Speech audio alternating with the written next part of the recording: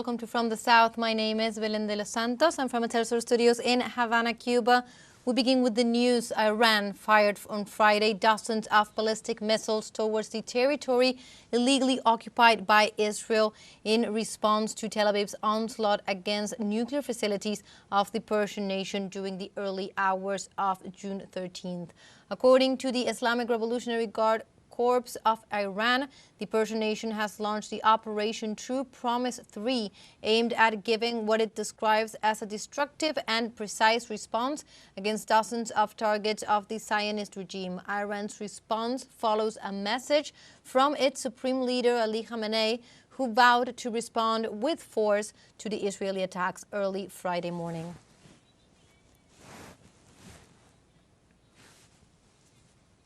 And Iran raised a red flag of revenge at the Hamkara Mosque in the city of Qom after Israeli attacks on Friday. Iranian Supreme Leader Ayatollah Ali Khamenei said that after the attacks perpetrated by Israel, that the country would certainly face a painful fate. Precisely in this context, the Iranian Supreme Leader Ayatollah Ali Khamenei addressed the nation ahead of the attack on Israel, warning the Zionist regime of the consequences of the strikes. The Zionist regime has made a great mistake, a great failure, a blunder whose consequences will lead it to ruin, so help it God.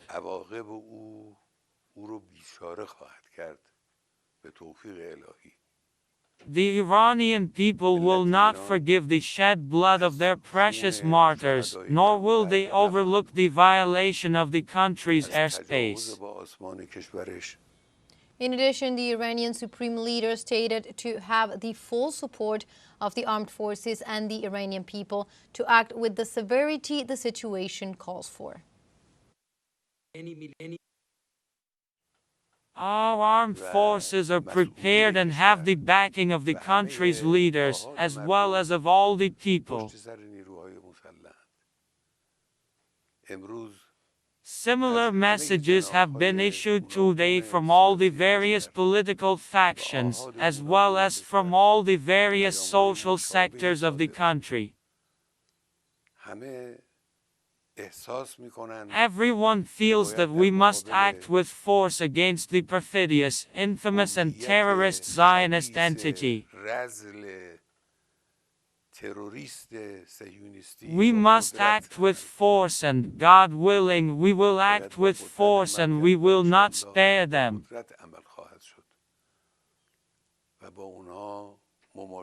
Life will be bitter for them without a doubt. Also in this context, the Bolivarian Alliance for the Peoples of Our America, ALBA TCP, condemned the attacks perpetrated by Israel against Iran and warned that they put the world peace and the international security at risk. In an official communique, the regional bloc accused the Zionist regime of being once more the perpetrator and cause of havoc and distress suffered by the countries of West Asia and of completely ignoring the rules of coexistence between states. The text also considered that the Israeli aggression is a threat to all humanity with unimaginable consequences and reiterated the full solidarity of the bloc's member countries with the Iranian people and government.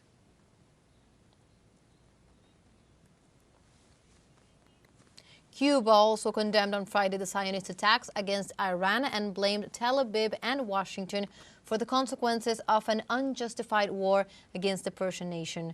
In an official statement issued by the Ministry of Foreign Relations, Havana said the attacks violated the United Nations Charter and the international law, including the principles of sovereignty and of non-threat or use of force against the territorial integrity of any state.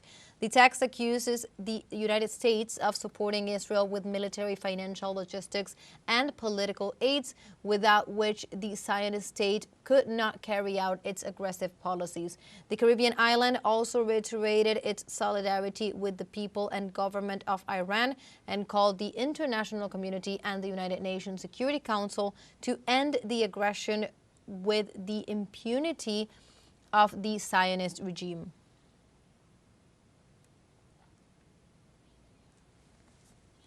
And now let's take a closer look at which areas were targeted by the Iranian retaliatory attacks on Israel.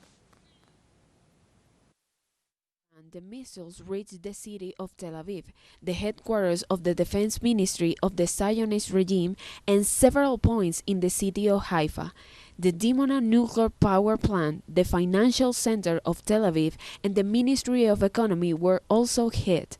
The missiles also fell on Tel Aviv Air Base and the gas platform of the coast of the Gaza Strip.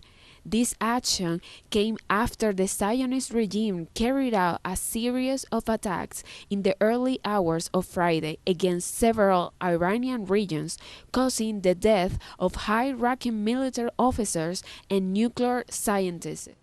As the Israeli regime launches renewed attacks on Iranian nuclear power plants in Natanz, Tabriz, and Shiraz, the International Atomic Energy Agency, the IAEA, expressed concern about the consequences of these strikes. At an agency meeting, Director General Rafael Grossi said they are currently in contact with the Iranian nuclear safety authorities to assess the status of the targeted facilities. The Natanz nuclear plant, located in Isfahan, is considered the most important in the nation and has been the target of multiple attacks in the past.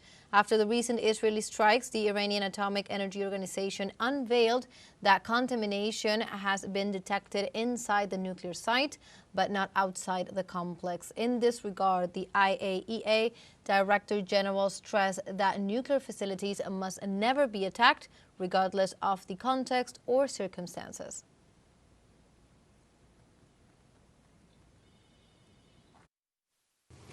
Early this morning, the International Atomic Energy Agency was informed of the military operation launched by Israel, which includes attacks on nuclear facilities in the Islamic Republic of Iran.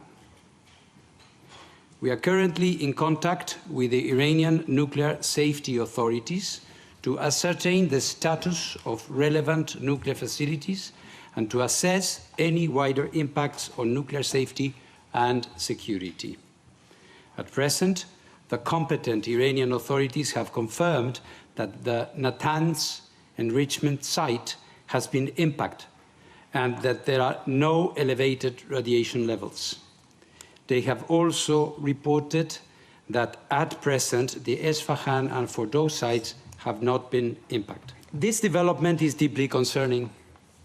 I have repeatedly stated that nuclear facilities must never be attacked, regardless of the context or circumstances, as it could harm both people and the environment.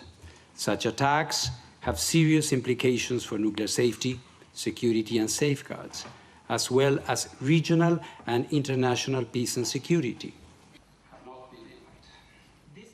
Now we have a short break coming up, but first, remember you can join us on TikTok at teleSUR English, where you will find news in different formats, news updates, and much more. We'll be right back. Stay with us.